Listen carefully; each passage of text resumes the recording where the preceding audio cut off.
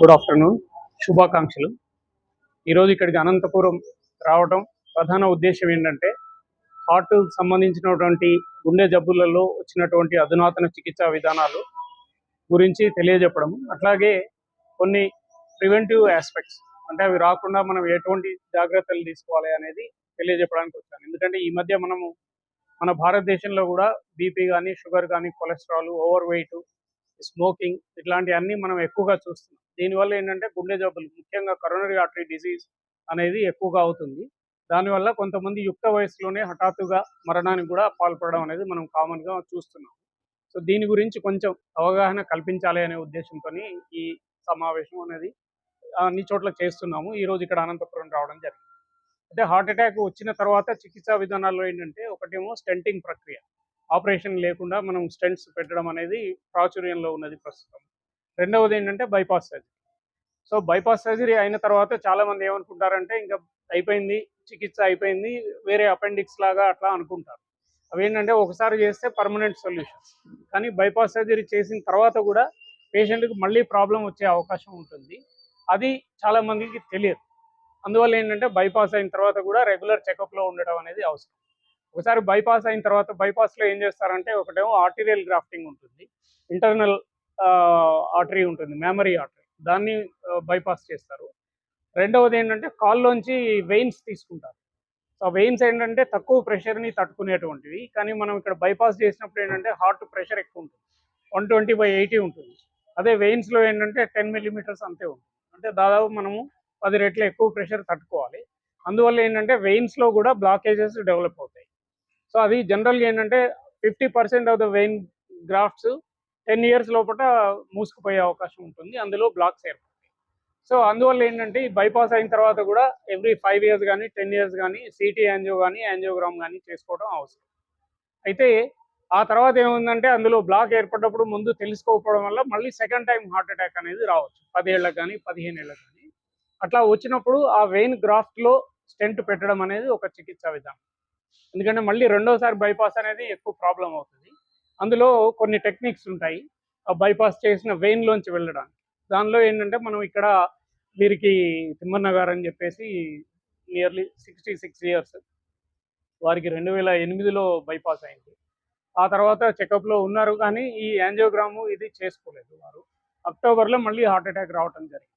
So ఇక్కడ angiogram చేసిన తర్వాత మొత్తం బ్లాక్ అయిందని చెప్పడం, వాళ్ళు తెలుసుకొని హైదరాబాద్కి రావడం, అక్కడ మెడికవర్ సికింద్రాబాద్లో వారికి వెయిన్ గ్రాఫ్ట్ లోపల ఇంట్రావాస్కులర్ అల్ట్రాసౌండ్ చేసి 2 స్టెంట్స్ను అమర్చడం జరిగింది.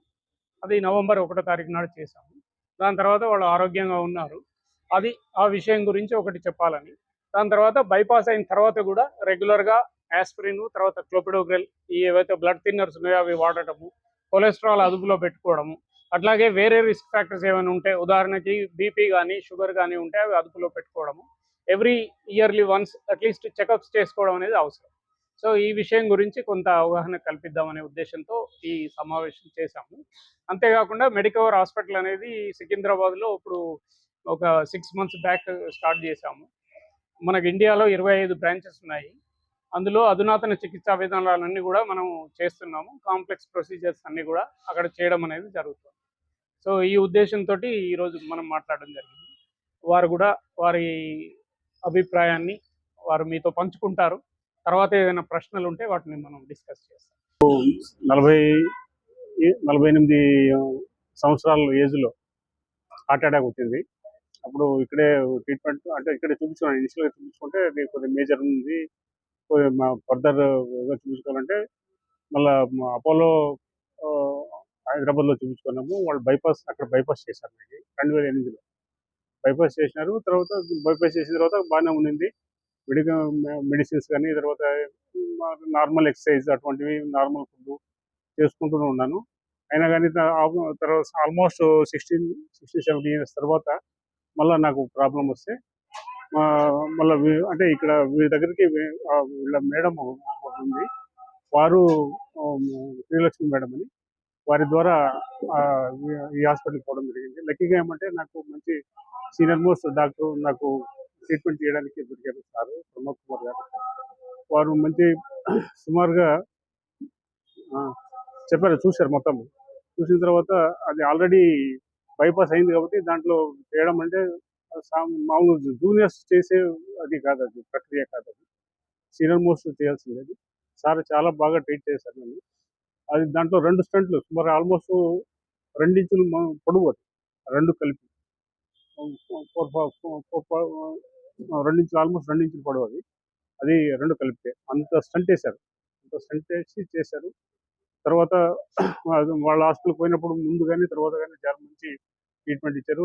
మంచి వాళ్ళ స్టాఫ్ కానీ అంతా బాగా చూస్తున్నారు. తర్వాత నాకు ఏ విధమైన ఇబ్బంది లేకుండా హ్యాపీగా ఉంది. ఇక్కడ అనుకోండి తిమ్మన నా పేరు. సో ఇప్పుడున్న పద్ధతుల్లో ఏంటంటే ఎక్కువగా బైపాస్ సర్జరీ అవసరం లేకుండానే చాలా మటుకు స్టెంట్ ప్రక్రియ ద్వారా చేస్తున్నాము. ఆ స్టెంటింగ్లో కూడా ఇప్పుడు కొత్తగా వచ్చినటువంటి డ్రగ్ కోటెడ్ స్టెంట్స్ ఉన్నాయి. వాటిలో ఇప్పుడు 4th generation drug coated stents ఉపయోగిస్తున్నాము.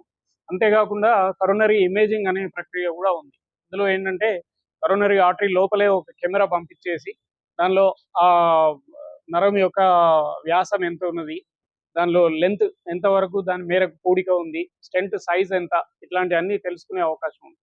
అంతేకాకుండా లేటెస్ట్గా ఇప్పుడు ఓసీటీ అనేది వచ్చింది, ఐవాస్ అనేది ఉంది. ఓసీటీలో కూడా ఆర్టిఫిషియల్ ఇంటెలిజెన్స్ ఉపయోగిస్తూ మనం ఏదైతే కెమెరా పెట్టి రన్ తీసుకుంటామో ఆటోమేటిక్గా దానిలోనే ఎడ్జ్ డిటెక్షన్ అయిపోతుంది. ఏ సైజు స్టెంట్ కరెక్ట్గా వేయాలి, ఎంత లెంత్ వేయాలి అనేది కూడా మనకు వచ్చేస్తుంది.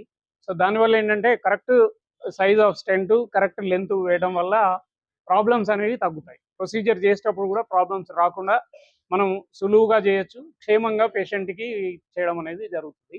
అంతేకాకుండా ఈ మధ్య ఏంటంటే ఎక్కువ వయసు ఉన్న వాళ్ళు కూడా చాలామంది వస్తున్నారు. ఎందుకంటే ఇండియాలో ఏజ్ అనేది పెరిగిపోయింది.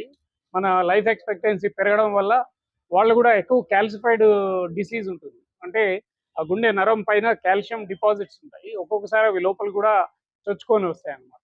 సో కాల్షియం ఉన్నప్పుడు ఏంటంటే అది ఒక స్టీల్ రింగ్ మాదిరిగా ఉంటుంది. సో దానిలో మనం స్టెంట్ కానీ బెలూన్ కానీ పెట్టినప్పుడు ఆ రింగ్ ఎక్స్పాండ్ అవ్వదు అనమాట. సో దాన్ని బ్రేక్ చేయడానికి కూడా మనకు కొన్ని పరికరాలు అవసరం. అయితే అన్ని హాస్పిటల్స్లో అవి అందుబాటులో ఉండవు. అట్లాగే ఆ చికిత్సా విధానంలో కూడా మనకు తగిన నైపుణ్యం అవసరం. సో అందులో ఉదాహరణకి రోటాబ్లేటర్ అని కానీ, లేకపోతే లేజర్ కానీ, తర్వాత ఇప్పుడు ఐవీఎల్ బెలూన్స్, ఇట్లాంటి కొన్ని పరికరాలు ఉంటాయి. అవన్నీ కూడా మనకు అందుబాటులో ఉన్నాయి. అవన్నీ చూసుకొని చేస్తే ఏంటంటే ప్రొసీజర్ చేసేటప్పుడు రిస్క్ అనేది ఉండదు. అది చాలా ఇంపార్టెంట్ అన్నమాట. దాని గురించి మనం స్టడీ చేసుకొని అవి నేర్చుకొని ఆ టెక్నిక్స్ చేయడం వల్ల బెనిఫిట్ అవుతుంది పేషెంట్కి. ఇవి రెగ్యులర్గా అయితేనే ఉంటాయి సార్ బైపాస్. లాస్ట్ 30 ఇయర్స్ నుంచి నేను ట్రైనింగ్లో ఉన్నాను. అమెరికాలో 3 ఏళ్ళు చేసి వచ్చాను. దానివల్ల ఏంటంటే ఇటువంటి కాంప్లెక్స్ ప్రొసీజర్స్ బాగా చేయడం అనేది జరుగుతుంది. అయితే అవన్నీ చేయాలంటే ఏంటంటే మనకు ఒక ప్లాట్ఫామ్ కావాలి. ఈ ఎక్విప్మెంట్ అన్నీ అందుబాటులో ఉండాలి. అవి మనకి ఇప్పుడు మెడికవర్ సికింద్రాబాద్లో అన్ని ఎక్విప్మెంట్స్తో పాటు పెట్టడం అనేది జరిగింది. అయితే ఇంకొక విషయం ఏంటంటే అందరూ కూడా మనం ఇండియాలో ఇప్పుడు 25 ఇయర్స్ నుంచే హార్ట్ అటాక్ పేషెంట్లని మనం చూస్తున్నాం. సో అందువల్ల ఏంటంటే యువత కూడా ఏంటంటే ముఖ్యంగా ఏవైతే రిస్క్ ఫ్యాక్టర్స్ ఉన్నాయో అవి కంట్రోల్ చేసుకోవాలి. డయాబెటీస్ కానీ, లేకపోతే కొలెస్ట్రాల్ ఉందా, బీపీ ఉందా, ఇవన్నీ ఏంటంటే కేవలం ఒక చిన్న రక్త పరీక్ష ద్వారానే మనం తెలుసుకోవచ్చు. సో అవి ఉన్నప్పుడు వాటికి తగినట్టుగా అందరికీ మందులు కూడా అవసరం లేదు, లైఫ్ స్టైల్ మోడిఫికేషన్ అవసరం. అంటే డైట్ కంట్రోల్ కానీ, ఎక్సర్సైజ్ కానీ అవి చేసుకోవడం వల్ల కొంతవరకు తగ్గించుకోవచ్చు.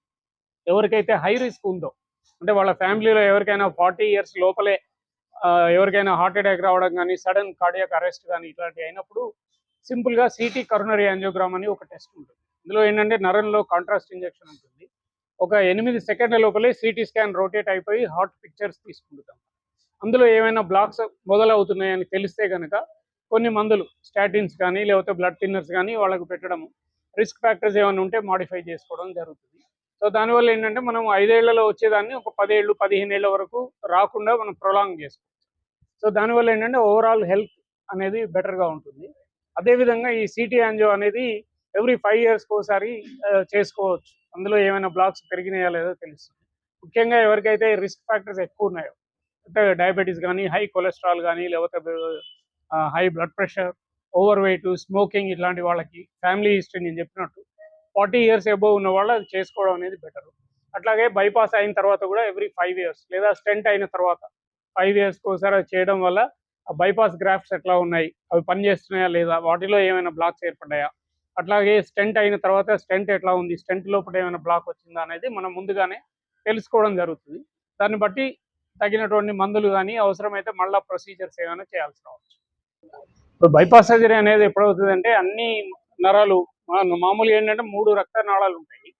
మూడిట్లోనూ బ్లాక్స్ ఏర్పడినప్పుడు, లేదా మెయిన్ పైప్లో బ్లాక్ వచ్చినప్పుడు, లేదా ఒక వాల్వ్ ఆపరేషన్ ఏదైనా అవసరం అవుతూ అప్పుడు సైమల్టేనియస్గా ఈ రక్తనాళాలు బ్లాక్స్ ఉన్నాయి అనుకున్నప్పుడు మనం బైపాస్ సర్జరీకి పంపిస్తాం.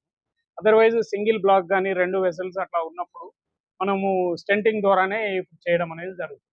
సో ఇదేంటంటే ఈ బ్లాకేజెస్ అనేవి ప్రోగ్రెసివ్గా వస్తుంది. ఇప్పుడు మనం యంగ్ ఏజ్లో చూసినప్పుడు ఒక రక్తనాళంలో బ్లాక్ ఉండొచ్చు. అదే కనుక మనము 70 ఏళ్ల తర్వాత అప్పుడు యాంజియో చూసినాం అనుకోండి, ఇందులో మల్టిపుల్ బ్లాక్స్ ఉంటాయి. సో అందువల్ల ఏంటంటే మనం పీరియాడిక్ చెకప్ చేసుకుంటూ ఉంటే స్టెంట్ ద్వారా మనం చేసుకోవచ్చు.